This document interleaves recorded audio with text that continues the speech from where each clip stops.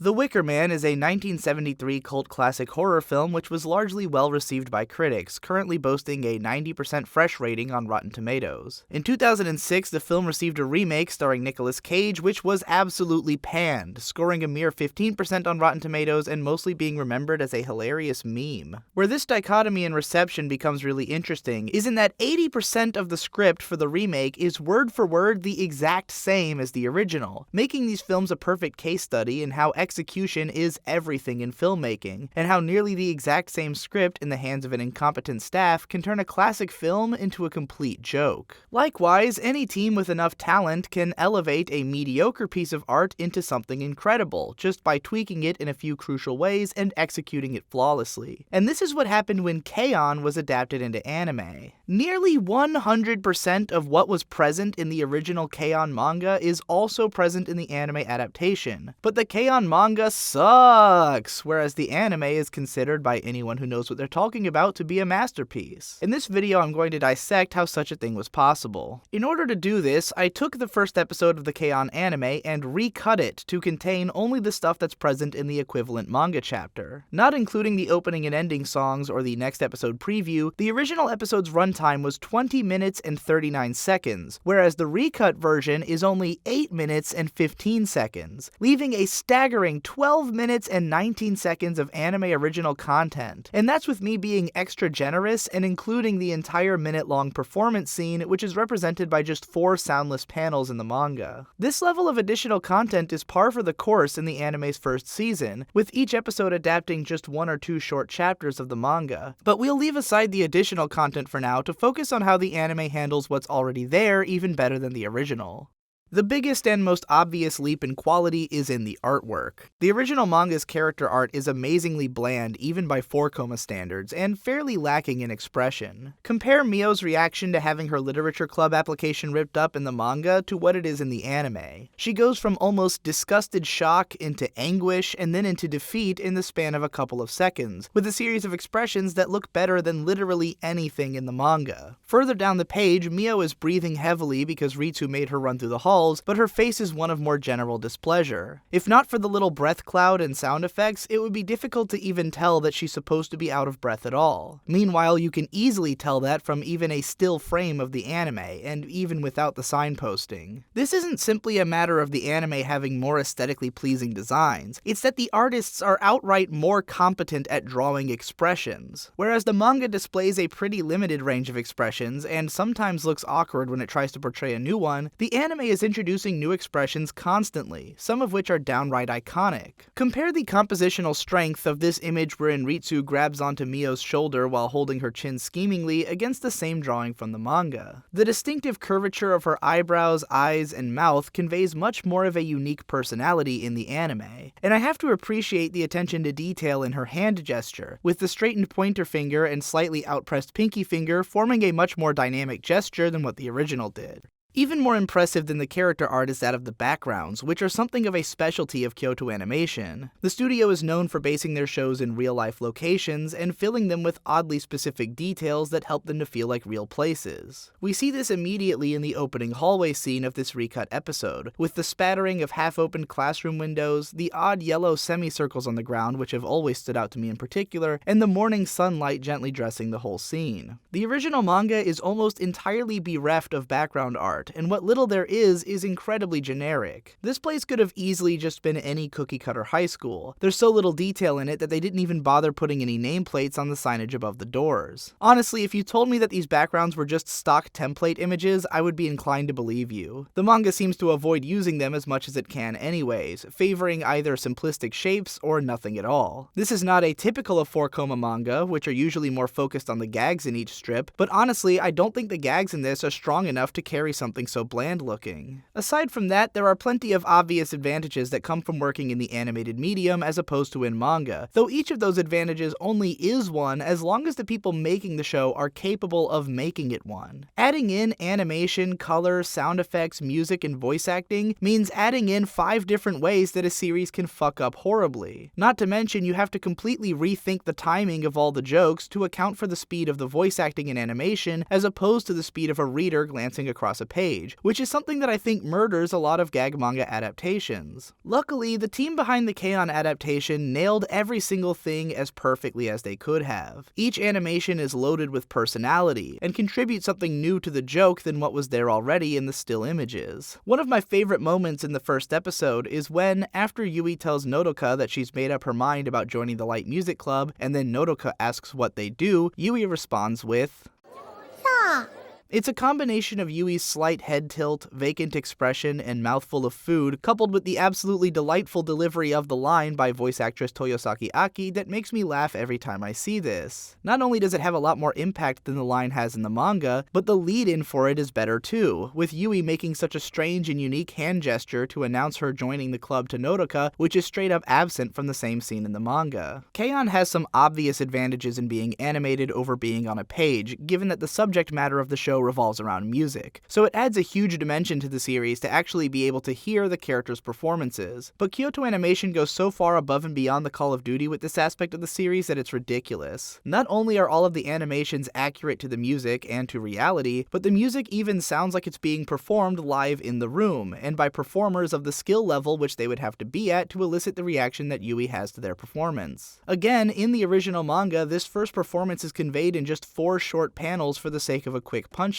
In the anime, it's more like a full-blown introduction to the musical personalities of the characters. And that right there is the biggest difference between the anime and manga versions of K-On. Personality. The manga barely imbues the characters with any of it at all, while a majority of the scenes that were added into the anime are dedicated to doing just that. In the manga, each character basically has exactly one personality trait which summarizes them completely. Yui is kind of dumb, Ritsu is energetically pushy, Mio is a scaredy cat straight man, Mugi is super gay and rich, and Azusa is a little bit more serious. All of these things are also true of the characters in the adaptation, but they don't tell us much of the story. For instance, in what way is Yui dumb? In the manga, we see that she joins a club much later than she should, and has an attitude towards it of hoping for something easy and lazy, and beyond that point, her test scores aren't very good, and she's slow at picking up music terminology, but that's basically it. Most of the times that she's on the page, she's participating in the same kinds of jokes that everyone else is, and there's not a sense that she's really all that different from the other girls, or that she really has much going on with her character at all. We don't learn anything about what she was like before joining this club, or what she was hoping to accomplish by doing so, or really anything about her at all. The anime, on the other hand, opens up with a shot of Yui and her best friend Nodoka, along with a couple of other friends whom we'll never see again in the series, holding their certificates of graduation from middle school. We then see that this image is tacked onto a corkboard in Yui's room because it's something that she's proud of having accomplished. If we're rewatching this episode, we can appreciate how difficult it must have been, and what a relief it must have been, for Yui to get into the same high school as her much more intelligent friend.